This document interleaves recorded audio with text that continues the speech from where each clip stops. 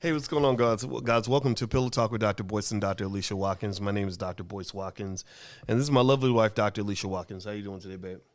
I'm okay. I'm doing better now. Yeah. Now that we have a topic and we're all set up and ready to go. Yeah. I It feel took some really time good for us now. to get lift off. We got lift off.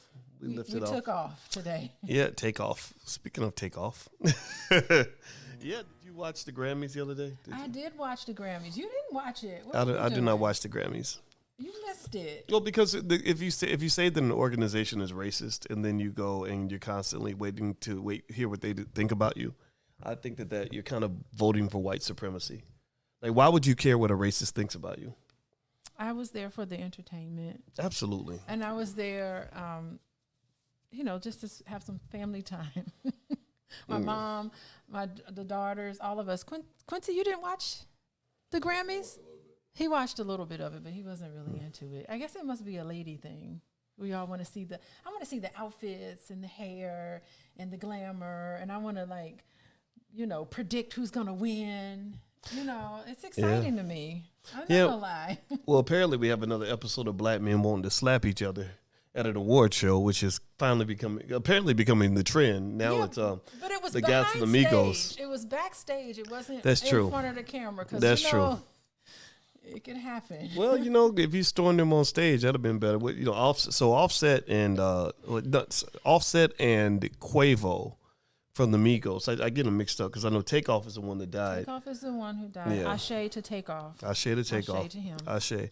The thing is, a rapper dies every week because 3 more rappers got killed in Detroit last week. Oh, geez. It's really tragic, and I think the way Takeoff died was really just kind of silly, and it just didn't make any sense to me. It was senseless killing, and it was devastating, I think, to this group. To the Migos, that's heavily grieving in this moment. Clearly. Well, it's I did a podcast about what happened here, and I was explaining this is one example of where a lot of black wealth gets lost because of your inability to manage relationships. When you're fighting each other, or when there's chaos and violence and whatever, then what happens is you lose your ability to make money together. Like, you consider a group like New Edition. They was able to resolve their conflicts. They were able to overcome their differences. Look, they're making money into their 50s. They're going to make money until they break up. They could go on tour another 20 years, right? But compare that to like 3 6 Mafia or even the Ghetto Boys. Willie D is my buddy. He was in my wedding or our wedding. You got married. It was our wedding.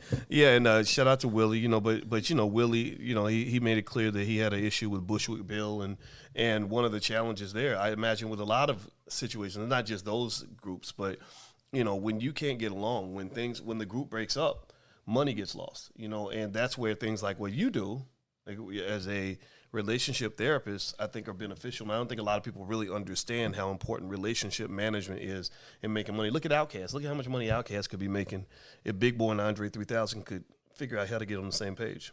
They couldn't get along? Is that why they're not together now? Well, Andre decided to go in a completely different direction. He's acting and everything. He's acting, but I almost feel like Outkast, it seems like it's hard to imagine throwing away. Like, Outkast could have literally made another $1 billion. And maybe Andre just said, look, I'm just done. I'm walking away. But still, again, people don't understand as a concept. This is what I was writing about in my book, the 10 Commandments of Black Economic Power, that if you have a group of people that are on code and able to work through their differences, you're going to be more successful financially than if you're trying to do everything by yourself because y'all can't figure out your differences.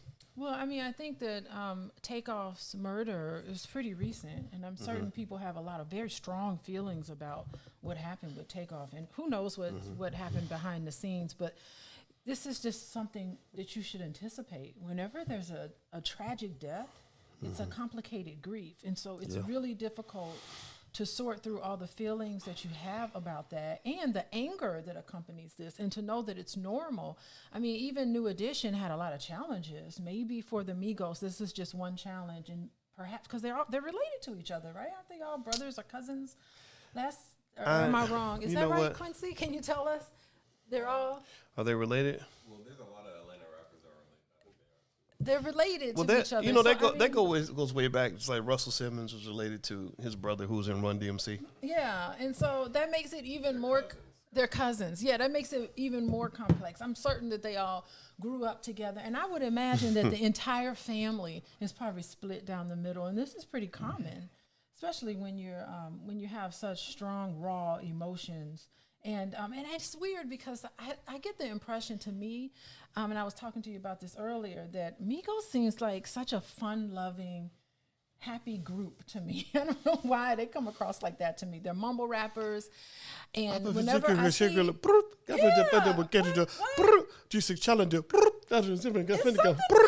it's something really unique and funny about the type of work that they do. And I'm not a just I'll admit I wasn't a fan. I mean, but then again, but that's not my target demographic. I could appreciate like what they do and how cool they were, the three of them together, when they would be out shopping and spending crazy money.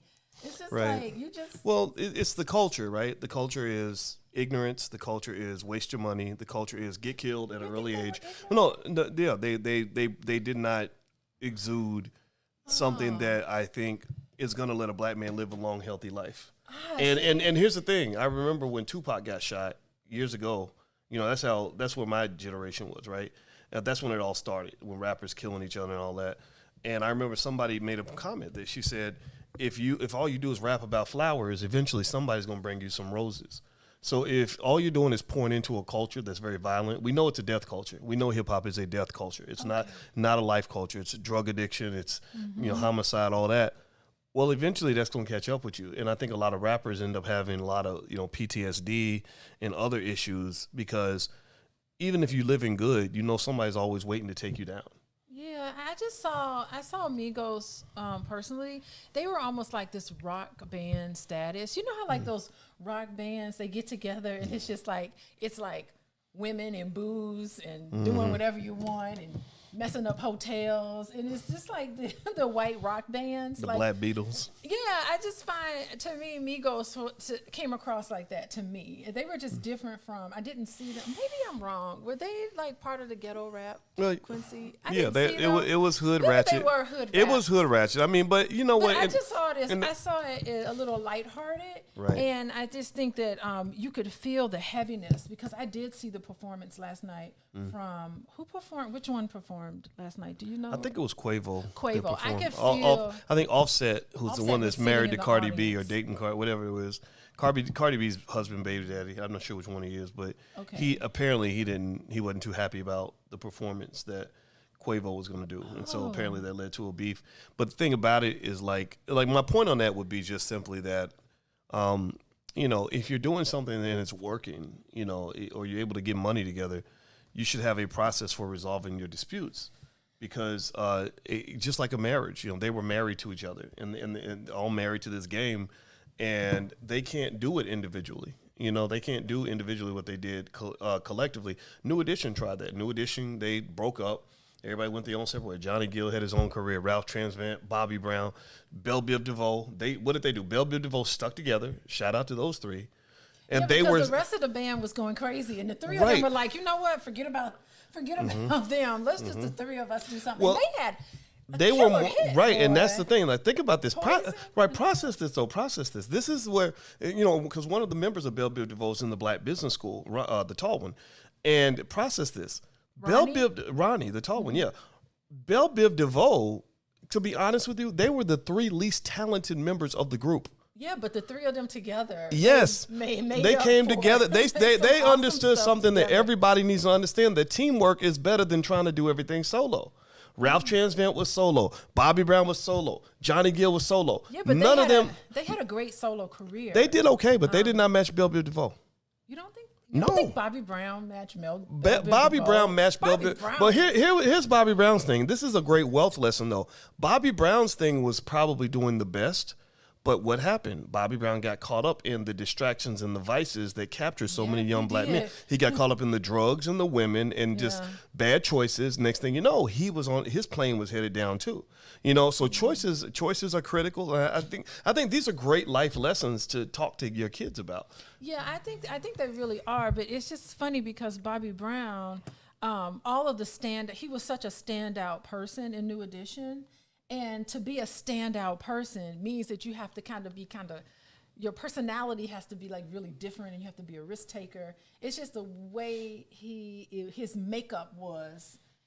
He was just different. He always seemed to be different from the rest of the group, and because of that, he stood out and ended up being sort of like the star of the group. He was the star. He was the star, but when you're arrogant like that, I just don't think arrogant people succeed for very long. When you're arrogant, it creates blind spots where you're not looking out for all the things that could go wrong or the threats to your success. You end up going down. So you saw with him and Whitney, they didn't want nobody to tell them nothing. That's a common thing. DMX had that issue. People tried to advise him and help him, and he didn't listen. Richard Pryor, people tried to advise him and help him, he didn't listen. Kanye West, people tried to advise him and talk to him, he doesn't listen. Kanye called me the day that Takeoff got killed, the day after he got killed. He wanted to do a peace summit, and Noriega from Drink Champs was on the phone, as well as Russell Simmons and Diddy. He had him on a text, and we had a great idea. We were going to do something really amazing for the black community, but unfortunately, Kanye is just in a space where I don't think he takes very much advice from anybody other than himself. And I wish I could have told him, like, look, man, you don't know all the answers. Your brothers can help you, but you don't want to listen to anybody, and ultimately I wish him the best, but I've rarely seen that model work out for anybody for the long term. It's so interesting when you mention Kanye West and you mention what's happening with the Migos. A common theme among them is like something a really tragic loss has happened between those individuals. And I just think about how people grieve. People have their own way of grieving, and I think in that moment when I talked about how your emotions and everything is so raw, it's like you're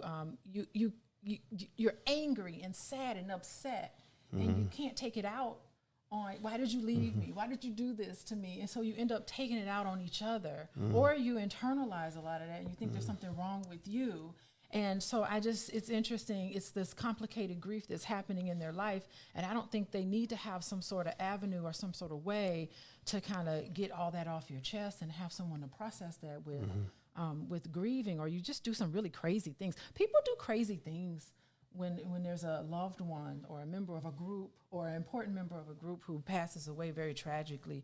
You just do things you never would have done and say things you never would have said, and it can break families. It can break relationships apart, and it's unfortunate. Well, you know what? I know we have to have a short conversation today because you've actually got to go see some clients. But I want to remind everybody that if you want to talk to Dr. Alicia directly, she has a great coaching business and therapy business, and it's at coachingwithdralicia.com. That's coachingwithdralicia.com, and there it is on the screen. And I really think that I'm gonna just say this last point, but you and I watched that show where they had a lot of rappers like Young and May talk to that therapist, and you saw that they were able to work. I love that. Yeah, they were able to work through the trauma and all that. And I don't really know. I wonder if Quavo and I guess I don't want to mess the names. I know Takeoff is the one that passed. Quavo and Offset. I'm like, do you have therapists? If these brothers said, well, give us one piece of advice that you think can help us, I would say each of you needs your own therapist. You need a therapist for your relationship with Cardi because you got a lot of distractions out here. I'm sure they definitely. And then and then thirdly, you need a relationship for your marriage, so-called marriage to each other. You two are the last two Migos left. If you do this right, you can make $1 billion. You can tour for the rest of your career. You can literally every tour, the people will be happy to see the two of you, and then you put a big picture of your brother up there. You know what I mean? Like, you could kill it. But if you can't get over whatever you're dealing with, you're going to throw away a lot of wealth. That's generational wealth that belongs to your children and grandchildren. They're not going to get that money because you can't get over your beef. That's what I was saying. If Takeoff, just think about Takeoff's spirit is around, and I'm certain he is very disappointed in probably what he's seeing. I'm sure people pass on to another. He's just on another plane. He took off to another plane. Well, pun intended there, I guess. So I'm certain he would be very disappointed in what he's seeing, and our loved ones are paying attention to us even when they're on the other side. Well, they want the best for us. Well, I know you got to take off for your client, so that's enough use of the word take off, I think. Yeah, this is a little disrespectful. Our goal is not to be disrespectful. Yeah. Shout out R.I.P. to Takeoff, and whoever the next rapper is going to lose his life. It makes me sad. To them too, because they're somebody's child, they're somebody's parent. They're somebody's brother and sister. They're very real to the families and the loved ones they leave behind. Yeah, but I would say, I know a mom who told her son, like, I don't want you to be a rapper anymore. He was about to blow up and get opportunities. She said, I don't think you should even be in this profession anymore. I think it's too dangerous, and I stick to that, So God bless him. I wish him the best. All right, everybody. Well, thank you all for watching Pillow Talk with Dr. Boyce and Dr. Alicia Watkins. My name is Dr. Boyce Watkins. This is my wife, Dr. Alicia Watkins. My website is boycewatkins.com. Dr. Alicia's website is coachingwithdralicia.com. You can also follow her on Instagram at coachingwithdralicia. If you'd like a free e-copy of my book, Financial Lovemaking, as well as our 5-day Black Love Challenge, go to boyceandalicia.com. That's boyceandalicia.com. Take care, everybody. God bless you. Peace.